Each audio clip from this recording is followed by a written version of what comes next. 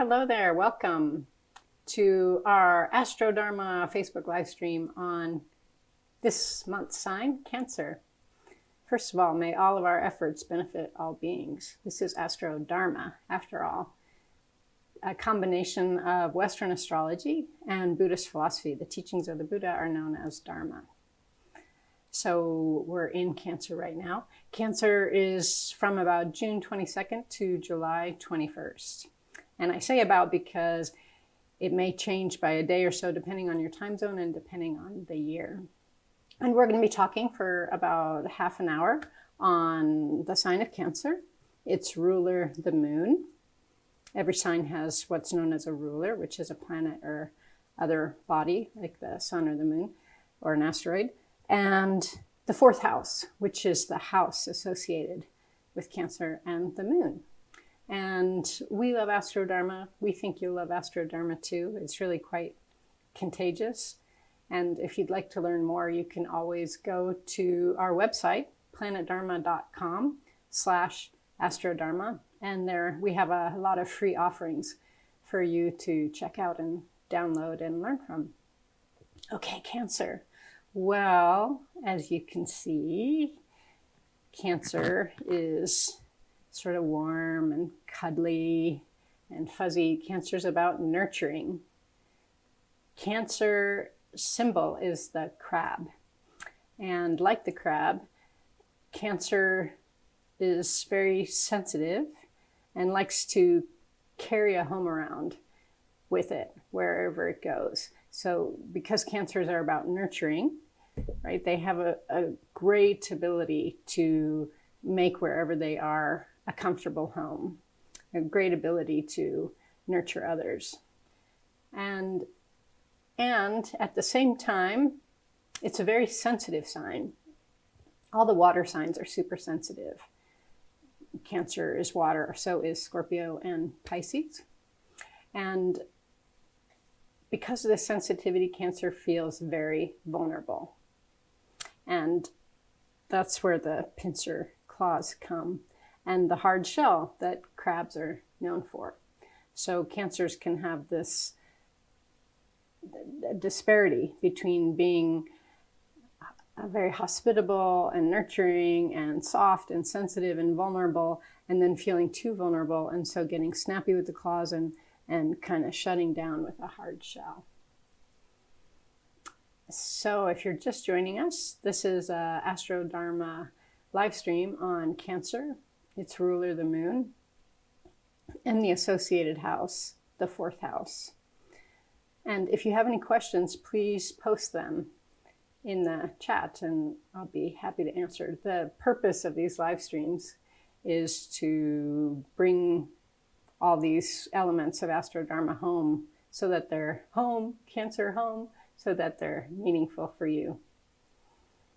Let's talk a little bit about the moon. So the moon is one of the most important elements in our chart. It is about the body. It represents the body. It also represents our feelings, our feeling nature. It represents our mother and our relationship with our mother. And it also represents the subconscious. It really covers a lot of ground and a diversity of areas.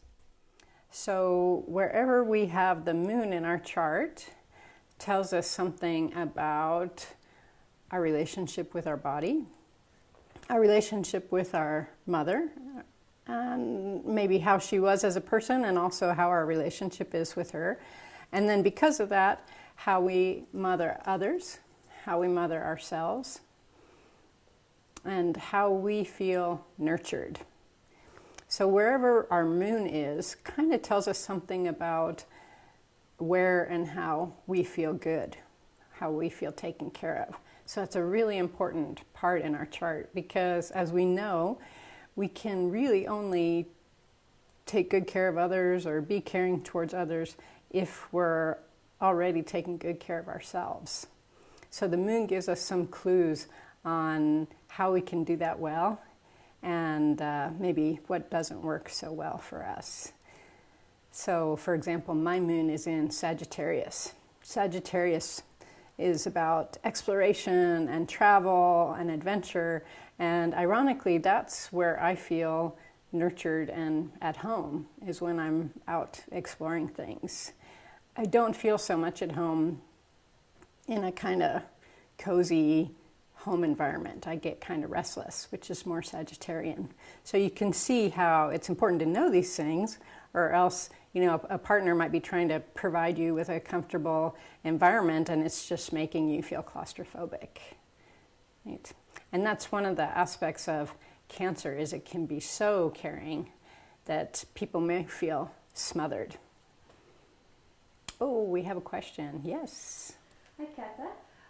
There is a question from Richard Nathaniel. Hi, Richard. He says, I hope you're doing well, Catherine. Thank you. I am. I hope you're doing well too, Richard. Richard says, I have South Node in the 4th house and Cancer. What are the positive qualities and challenges of this placement? Oh, that's a great question. Okay.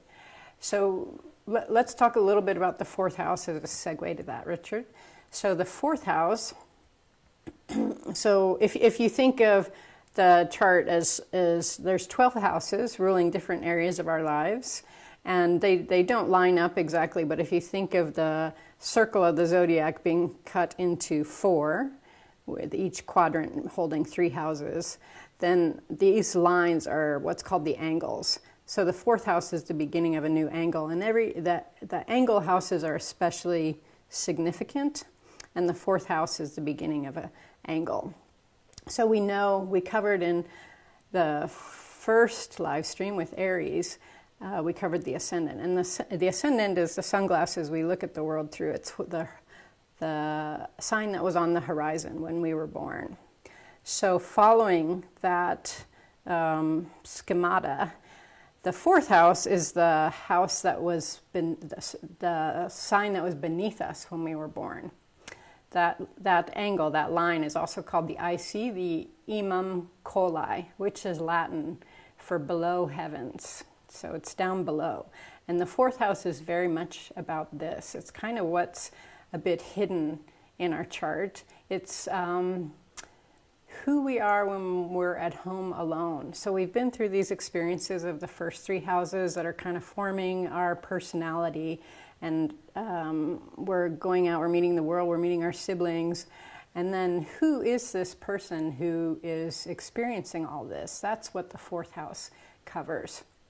It also covers the home environment when we were growing up, and one of our parents. The 4th house describes one parent, and the 10th house describes another parent.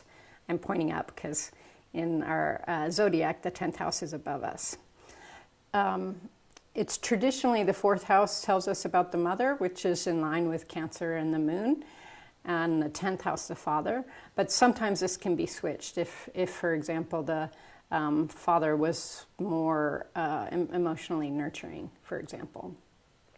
So the 4th house indicates what our home life was like when we were younger, say before teenage years. And it's probably things that happened when we were so young that we kind of think that they're normal. We have to really process them to realize, oh, this is actually sort of unique, and other people had a really different kind of home life experience. So if you have Cancer there, that means you had a very nurturing home life, probably well taken care of, and probably very comfortable, and probably Cancerian types of qualities like food and your feelings were looked after. However, with the South Node there, so Richard's question is about the South Node. The nodes are really interesting. There's a South Node, and directly across from it is a North Node. And they represent our spiritual journey in this lifetime. And our South Node, the shorthand for the South Node is karma, and the shorthand for the North Node is dharma, or like our destiny, our spiritual destiny. And so we're born into our South Node. That represents our family conditioning, our tribal conditioning. And we have to actually make a lot of really conscious effort. And takes work. It's not easy to go across the zodiac, kind of experience all the signs to get to our North Node and fulfill the qualities of our North Node, which is usually very foreign to us initially. So with your South Node in Cancer and the 4th house, that would indicate to me that maybe it was a bit too comfortable, maybe a bit too much caring, maybe a bit too over-sheltered and a bit smothered, maybe kept at home, overly protected, that kind of thing.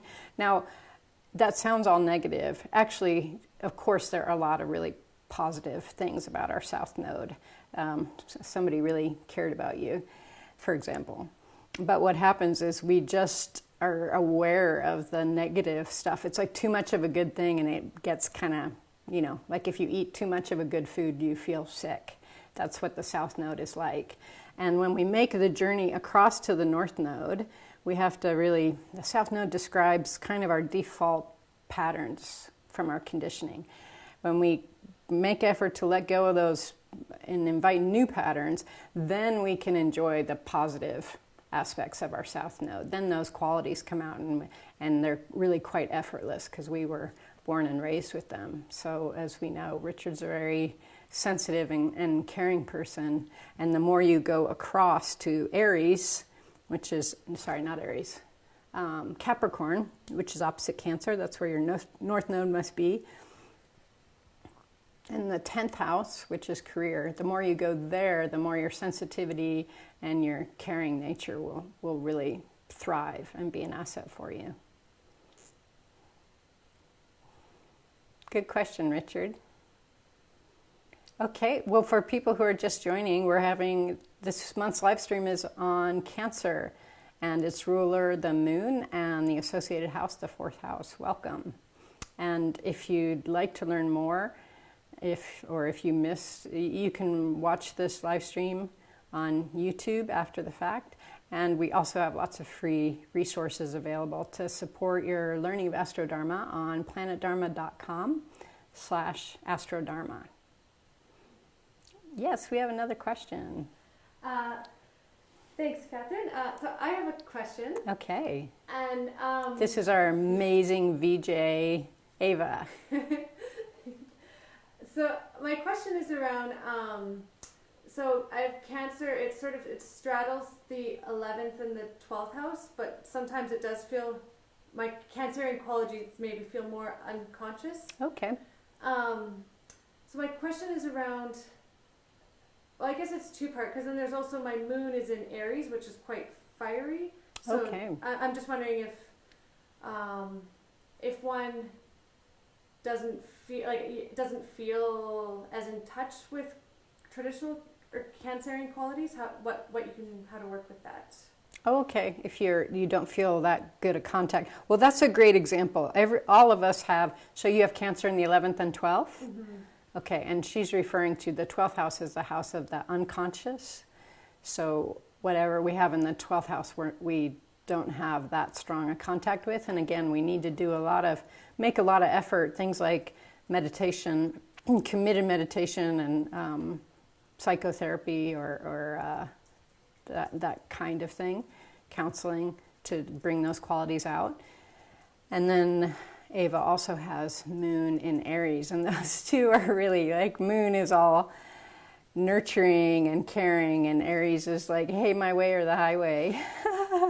I don't care if I hurt your feelings, and not in a mean way, but Aries is really focused on doing what it feels it needs to do, and collateral damage is just not something that Aries really worries about. So all of us in our charts have these kind of what seem like irreconcilable differences, right? Like, how am I going to get that to work, carrying in this kind of fiery, go-it-alone sign like Aries? So we all are going to have predominances. If you have moon in Aries, that may never be your strong suit, sort of caring and nurturing and being kind of comfortable in a home environment and offering that to other people. And however, that can be really hard on relationships, which the moon also rules. So that's where we need to make extra effort. And just remind ourselves like, oh, I've got moon in Aries. Yeah, I really don't feel like talking to my partner at the end of the day. I'd rather just go to sleep, but that might not go over so well, so I'll take the time even, and learn to like it. And we all have those kinds of dilemmas in our charts, and that's kind of the amazing thing about being human. And making that extra effort is what saves us from divorces and unhappy relationships and so on. I think with moon in Aries, you might just be wary of, so moon is about relationships and feelings, and Aries likes a good fight. So you just want to watch that there might be a tendency to kind of express love through argument, which the other person may not experience as love. But it is true that, if you don't care about somebody, you're not going to expend that energy to argue. So that's like a kind of very Aryan perspective. So you can try convincing your partner that that's the case. You're welcome. We have a couple more questions. Great. Love questions. Yeah, so we have one from Jackie. Hi, Jackie. And Jackie says, I have Cancer in the 3rd house with no planets in it. What does that mean, having no planets in a house? So with this one in particular. Yeah, great question. Most of us have signs and planets signs and houses that don't have planets in them. And so what you do then is you go and you look at the ruler. So if you have Cancer in the 3rd, was it? So Cancer in the 3rd with no planets, then you go and look at what's happening with your moon. And that'll kind of rebound with your Cancer. Those two things will inform each other. And then you bring the 4th house in, see what's happening in your 4th house. And then those three things you kind of triangulate. And that's your Cancer moon 4th dynamic. And there might be quite a lot happening as a total. And you see how they reflect each other. So, however, if you don't have planets in a sign or a house, they do feel not quite as pronounced as ones that do have planets. The ones that do have planets are usually kind of more pressing in our life. And that's just karma. That's just, we all have different characters and life paths. And that's what our zodiac chart tells us. And if you want to follow up on that, Jackie, you feel free to type in another question. Did you say there was another question? Okay. Yeah. So we also have a question from Alex in Calgary. Hey, Alex.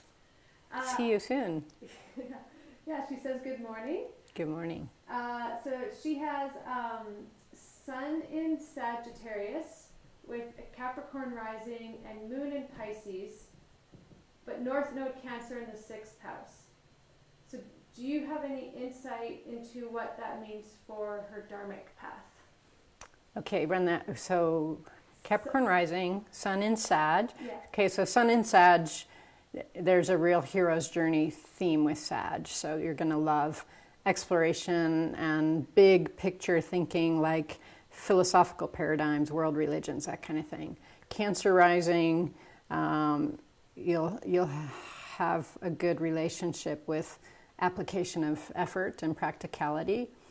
Then Moon in Pisces is super, super sensitive. So the Moon is sensitive, and then Pisces is a very sensitive sign. It's a water sign. So you're going to be wanting to bust out and have adventures, and Capricorn's going to be like, okay, do I have my airline tickets, and what's my schedule? And then Moon in Pisces is just going to be like feeling everything, like to this kind of micro level, just super, super sensitive. So that must be quite an adventure to have those things happening together. And like I said, we all have those kind of incongruencies in our chart. So the thing with Moon in Pisces, you just have to keep reminding yourself that you're a very sensitive person, because your Sun's going to want to run off and have an adventure and get your knees all scraped up, and Capricorn's going to be kind of making sure everything's in order. and you're going to be feeling it all sort of as though you don't have a skin. That's what Moon in Pisces is like. And you're going to be picking up on things that people don't say. You're going to be picking up on other people's feelings, and that can be kind of confusing. That takes a lot of practice to learn what's happening with me and what's happening with these other people or in the environment around me. So I really encourage you to apply that Capricorn rising to learning how to do that, learning how to have good boundaries. And that Capricorn rising will help you with that.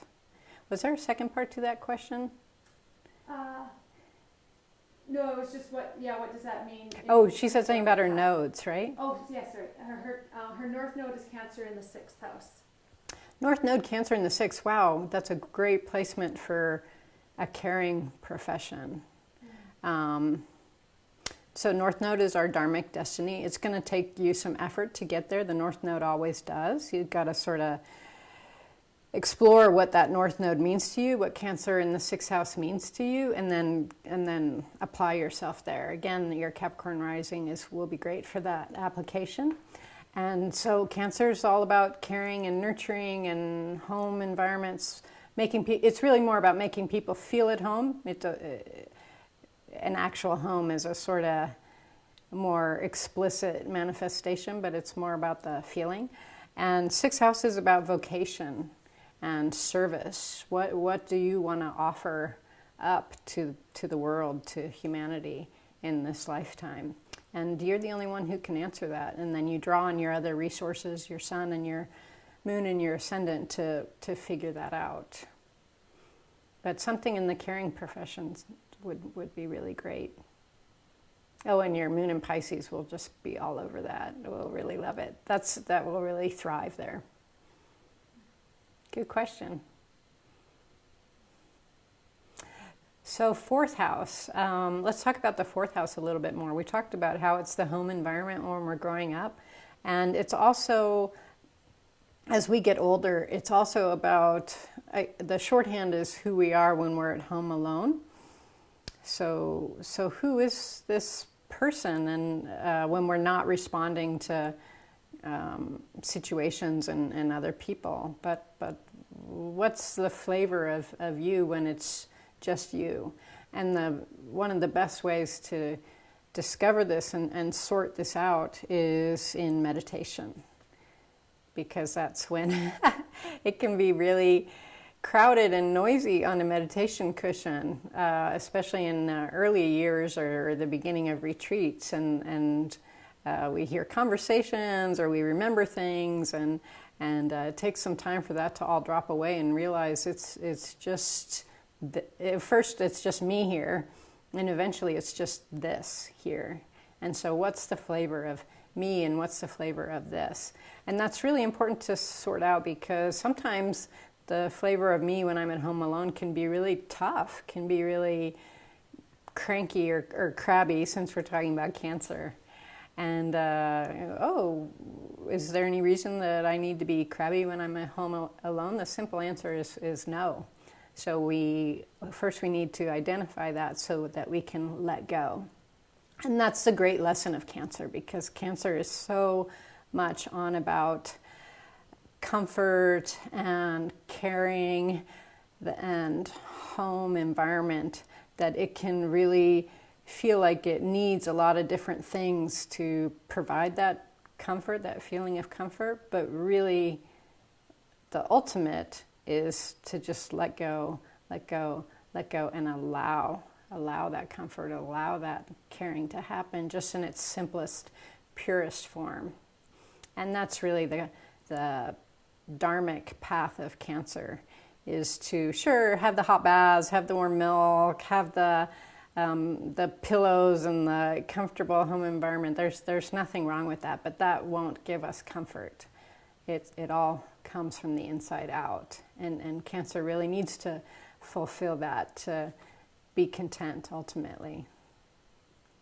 So if you're just joining us, welcome. This is our AstroDharma monthly Facebook live stream, and this month we're in the sign of Cancer. So we're talking about Cancer, its ruler, the moon, and its associated house, the 4th house. And if you have questions, you're really welcome to type them in. It makes it really fun. And you can watch this after the fact on YouTube. And we also have more free resources for you about AstroDharma on planetdharma.com/AstroDharma. One word. So I have moon in Sagittarius. Oh, I said that already. So I feel taken care of, having adventure, but my moon is also in the 7th house. And the 7th house, so we talked about the ascendant being the sign that was on the horizon when we were born, like looking at. And the 7th house is the house that was behind us. And we'll talk about this more when we get to the 7th house.